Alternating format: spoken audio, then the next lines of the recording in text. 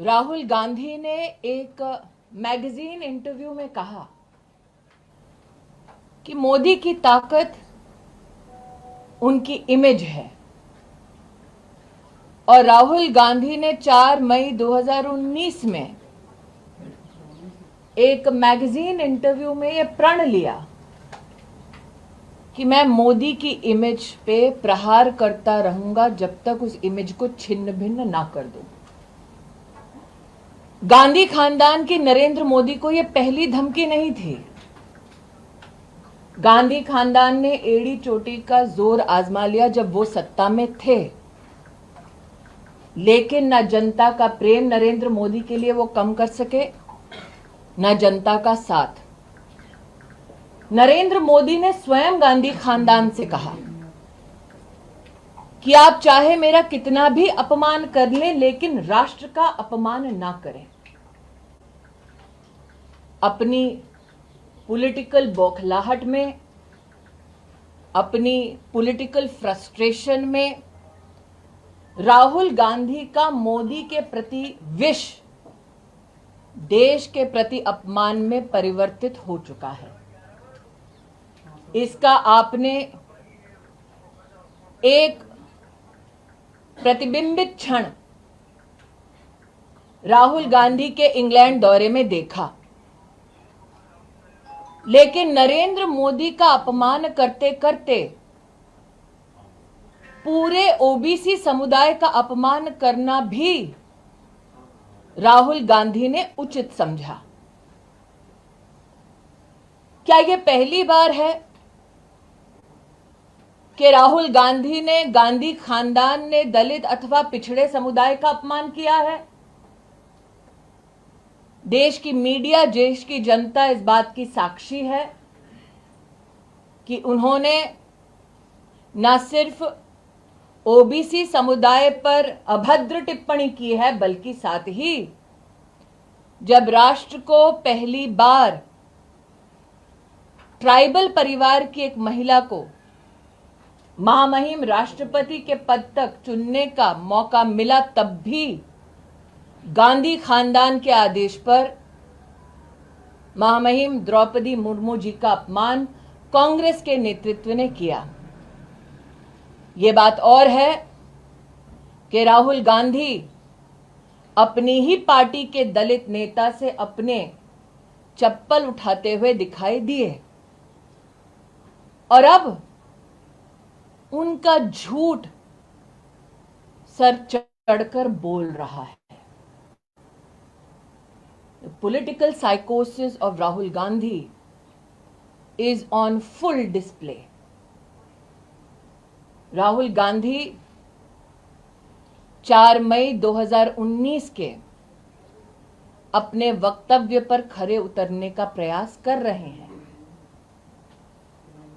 नरेंद्र मोदी की इमेज पर प्रहार करने के लिए उन्होंने विदेश में झूठ बोला, देश में झूठ बोला, देश की संसद में झूठ बोला और संसद के अपने भाषण में जो झूठ बोला उसको पूरे देश ने सुना।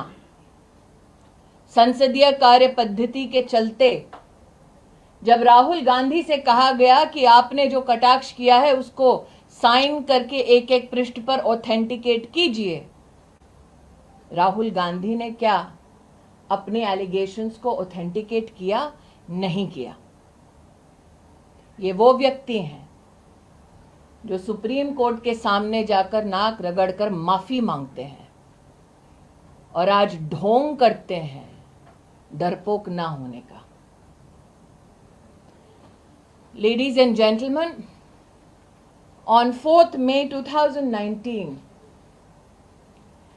in an magazine interview, Rahul Gandhi, in his own words, claimed that Narendra Modi's greatest strength is his image.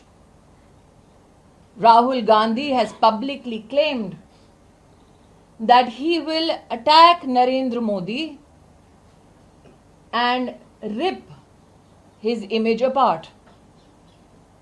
This is not the first time that someone from the Gandhi family threatened Narendra Modi.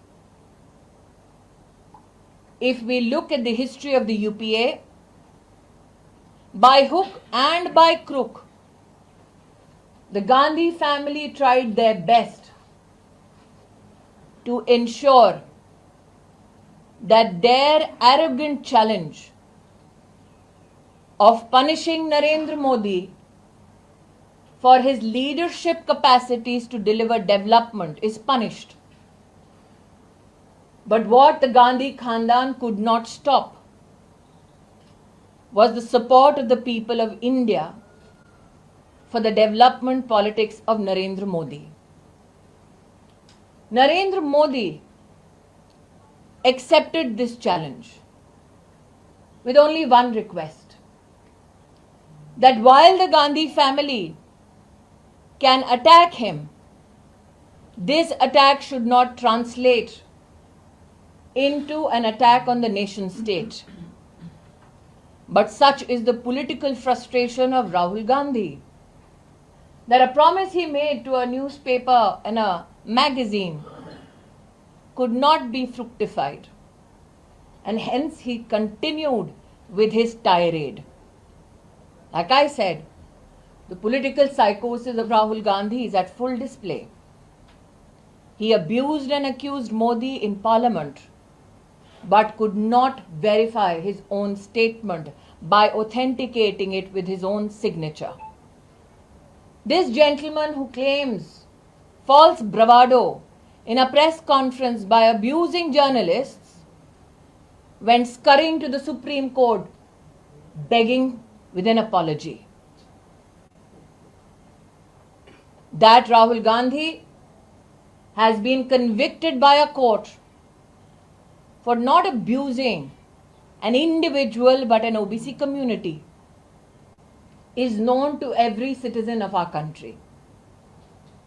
But is this the first time that Rahul Gandhi and his family have abused people, citizens from backward communities or tribal communities for that matter?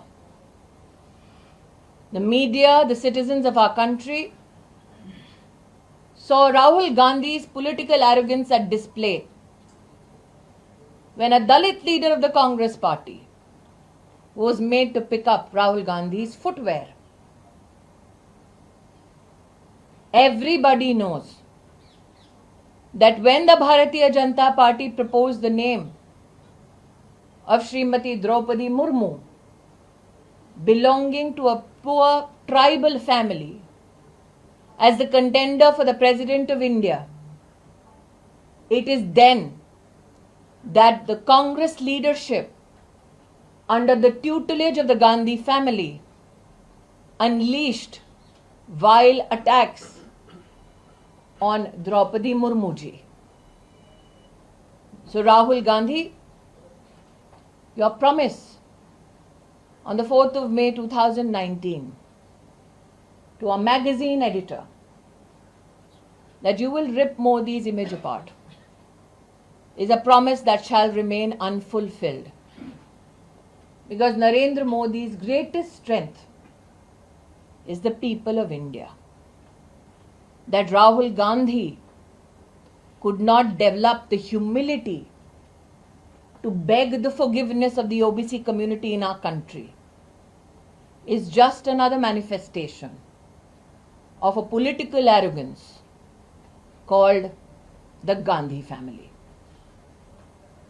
Ji ma'am, एक प्रश्न है कि जिस तरह से राहुल गांधी को court verdict हुआ है, उसको अडानी इशू से जिस तरह से पार्लियामेंट में उन्होंने उठाया था, उससे लिंक करने की कोशिश कांग्रेस कर रही है और नैरेटिव बनाने की कोशिश कर रही है कि सरकार का इसमें हाथ था, ऐसा एक परसेप्शन। मैं स्पष्ट शब्दों में दोबारा कहती हूँ, ये कटाक्ष उन्होंने जब संसद में किया, उनसे कहा गया कि आप जो कह रहे हैं उसको ऑथेंटिकेट कीजिए, संसदीय एक प्रक्रिया है। उन्होंने एक भी डॉक्यूमेंट पर अपना ऑथेंटिकेशन करके सबमिट नहीं किया। वो सरेआम झूठ हर दिन बोलते हैं। लेकिन मेरा प्रश्न है, और पहले भी एक इंटरव्यू में 5 प्रश्न रहे थे, जिसका आज तक राहुल गांधी ने जवाब नहीं दिया। अगर इतने घनिष्ठ संबंध किसी के हैं तो रॉबर्ट वाड्रा अडानी जी के साथ हाथ में हाथ डाले काहे घूम रहे हैं? मैं आपका ध्यान दोबारा आकृष्ट करती हूं। राहुल गांधी ने जो एक मैगजीन के इंटरव्यू में कहा कि उनके जीवन का एक ही लक्ष्य है, नरेंद्र मोदी की इमेज को तार तार करना। उनको ना लोकतंत्र से सरोकार है, ना कोर्ट की मैजेस्टी से सरोकार है, ना वो ओबीसी समुदाय के प्रति कोई सम्मान रखते हैं। उनका टारगेट सिर्फ मोदी है। मोदी का टारगेट सिर्फ देश का विकास है। स्मृति जी, कांग्रेस का कहना है कि जल्दबाजी क्या है कि आप उनका घर खाली कराने में लगे हैं, तुरंत नोटिस। घर उनका नहीं है, जनता का है। देखिए, कांग्रेस पार्टी इस बात की आदी हो चुकी है कि जैसे अमेठी में गरीब नागरिकों की जमीन हड़प ली, वैसे ही आज देश की राजधानी में टैक्स पेयर का मकान हड़प लेंगे। श्रीनिवास हैं, राहुल गांधी के बेहद करीबी नेता हैं कांग्रेस के। उन्होंने आपका नाम लेकर अभद्र भाषा का प्रयोग किया। उन्होंने कहा कि स्मृति ईरानी गूंगी बहरी हो गई हैं और जो मैं जानती हूँ क्या कहा है। शब्द राहुल गांधी के हैं, संस्कार सोनिया गांधी का है, बस जबान युवा कांग्रेस की है। और ये मैं इसलिए कह रही हूं कि ये पहले युवा कांग्रेस के अध्यक्ष नहीं हैं जो अभद्र टिप्पणी कर रहे हैं।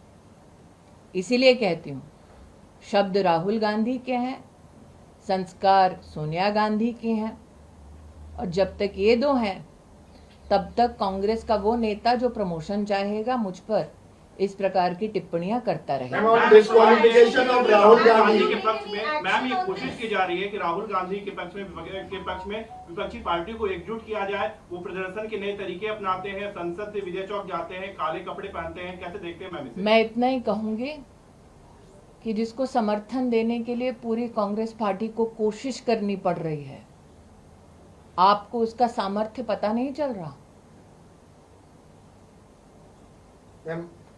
कल जो कांग्रेस पार्टी ने किया,